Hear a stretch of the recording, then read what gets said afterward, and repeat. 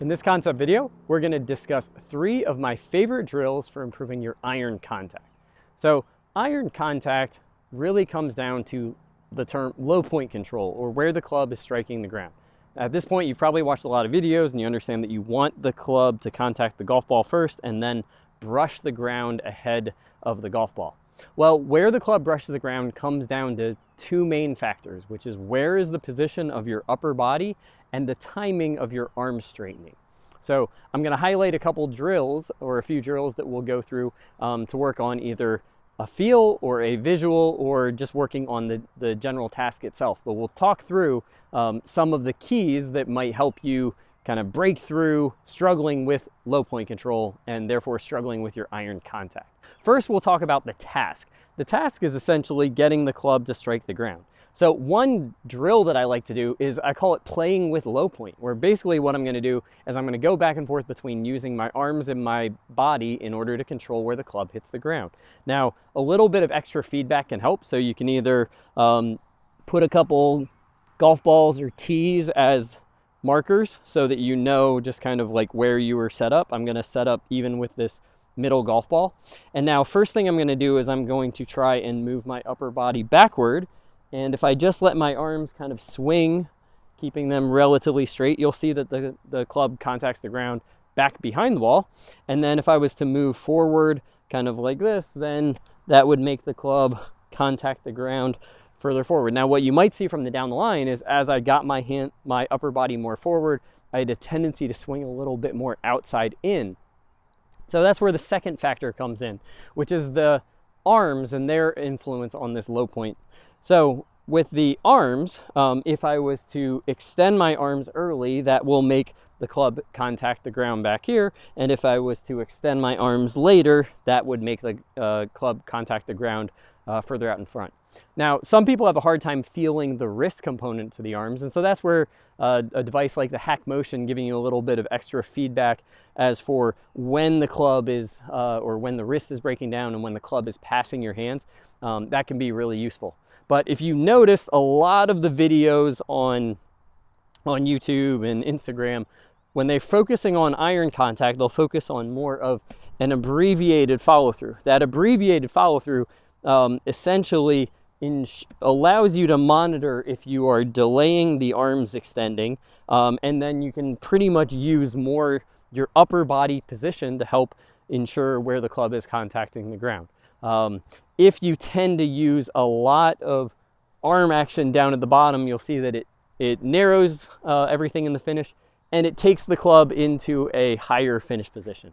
So one of the simplest drills is just kind of working on a shorter finish. And some people will do this hitting quite hard, and some people will do this kind of more in like an easy Tai Chi style. But you'll see that the club brushed the ground slightly forward of the golf ball. Now, let's talk about a couple of the keys. So for getting the body in position, I'm a big fan of using the merry-go-round drill or a body awareness drill.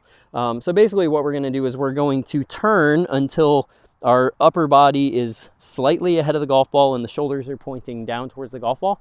And then to put the hands in position, we're basically going to square off our shoulders while keeping our body in this twisted position where the weight is on that front foot.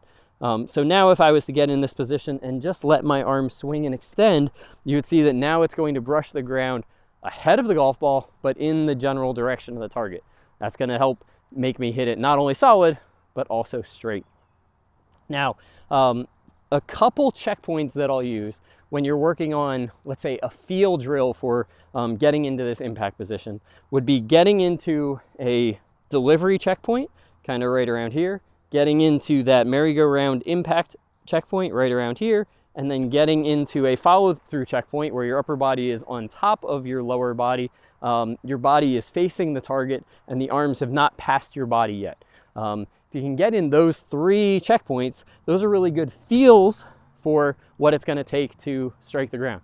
Now, everybody's not a feel learner, so let's talk about a couple other ways that you can practice this.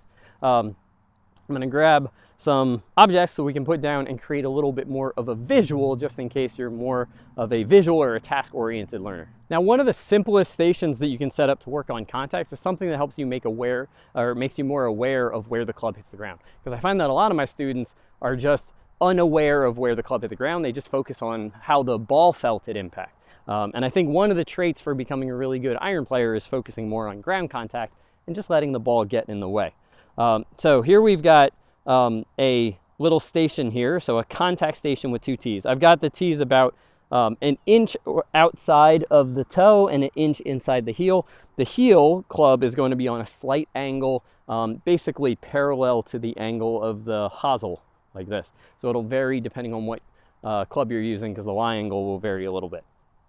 So now I'm going to use this as a visual so that I can see if my upper body is too far back, or if my upper body, either if I start too back or if I start there and it's moving backward during the downswing. Both of those will tend to cause more of a contact with the ground back behind the golf ball, unless I swung severely outside in. So the first little checkpoint here is making sure that my upper body is close to inline or slightly ahead of the golf ball. Then the second piece will be using this visual to help with my arm timing.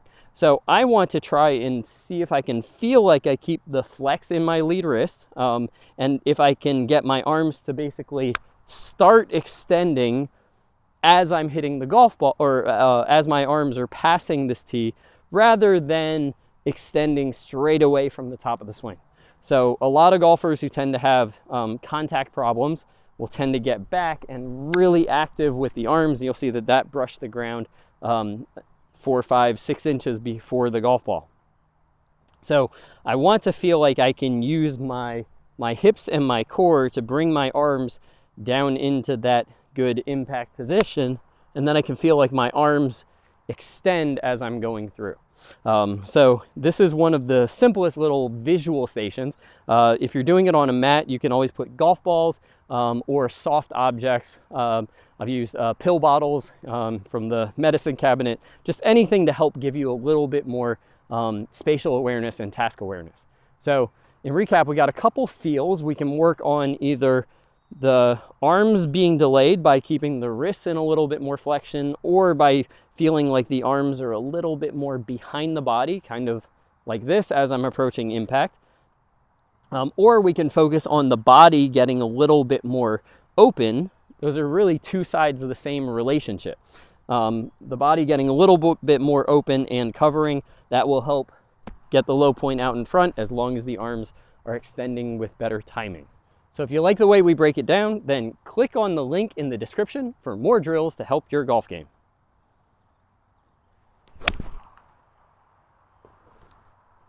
Low point ahead of the tees.